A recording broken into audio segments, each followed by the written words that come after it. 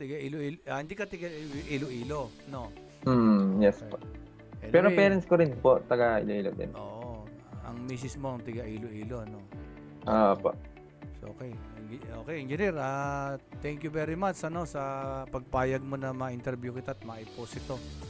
Salamat. Kumusta ba yung iyong online training sa Polaris Fuel Calculation Mentoring? Bali sir, sa pagkuha ko sir sa Polaris po ng online na classes, malaking bagay po at marami po akong natutunan, especially sa fuel computation, paano mag-correct, paano kukunin yung mga value na mga nung araw na malabo para sa akin na saan nakuha po yun. Ngayon, nung kumuha ko ngayon na nakapag-enroll ako kay Polaris sa fuel, na naging malinaw na po sa akin sir yung mga value at saan kukunin at yung mga proper po sir na pag-correct regarding po sa fuel calculation. Yes. No, marami kasing very hesitant sa pagkuha ng online kasi iniisip nila mas effective talaga yung face-to-face. Although na masasabi kong mas effective yung face-to-face, pero ikaw, kumusta ba na madali ba yung, lalo na ipinaliwanag ko yung pagpo-program natin? Nakakuha mo ba, engineer? Yes sir, bali sa online class naman po sir.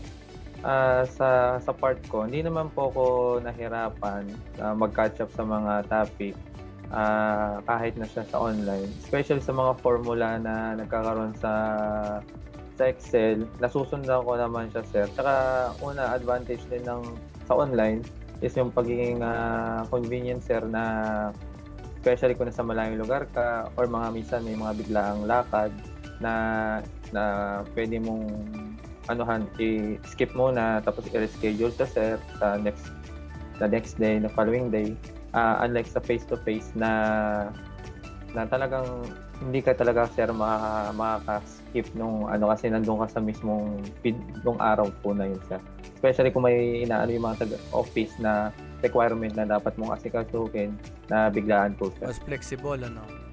Mas flexible po sir sa online sir. Okay, ito yung program natin, engineer, hindi lang ROB, kina-counter check pa natin. Tapos we get the 85% and then kung ano yung order natin, fuel oil. Mukhang komplikadong tingnan pero during our discussion, nasundan mo naman. Yes sir, basta ang masasabi ko lang sir, kapag sa i-verify din muna din nila sa i-check din nila doon sa formula para malaman din nila saan nila talaga nakuha din yun. And then katulad sa akin sir na ginawa ko, yung nabanggit ko din po kanina na para hindi ka masyadong malito din, mas mapapadali para sa side mo lang din naman is yung maglagay ka rin sir ng mga notes para at least na mare-remind mo na saan to galing, and then yung naituro niyo sir na yung show formulas kung saan paano na-derive yung mga value na yun, sir. Kailangan kahit paano daanan mo rin yung manual formula. Yes, sir. Tama po. Kasi doon yung magiging fundamentals mo, sir. Yes, okay, engineer, good luck sa iyong next assignment and maraming salamat sa pag-enroll mo sa Polaris. Maraming salamat din sa pagkukan mo, pagpapa-unlock mo na mga interview kasi maraming matutulungan nito na maging confident sila sa online.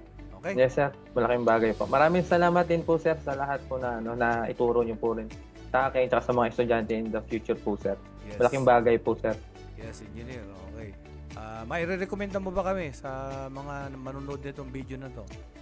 Yes. Malaking sir, na highly recommended po yung subject and then also the institute, sir, na na Polaris sa mga taong inspiring and then current na, sir, na sa pagiging chief engineer. Especially kung may mga doubts sila sa sarili nila and then magbibigay ito na parang sir, boost sa kanila, especially sa confidence nila sir, sa sarili pagdating sa barko. Nung una tayong mag-start, 3 kayo, di ba? Yes sir, 3 po. So nakabook na sila ng airplane nila na lumuwas ng Yes sir, lumuwas na po sila. Ako na lang sir yung naiwan. Yes. Although na maganda naman talaga yung face-to-face, pero kasi sa online kasi nakakatipid tayo, lalo na kung malalayo kayo. Yes po, sir. Totoo po yan. Okay, again, engineer, maraming salamat and good luck. Okay. Yes, sir. Thank you po, sir.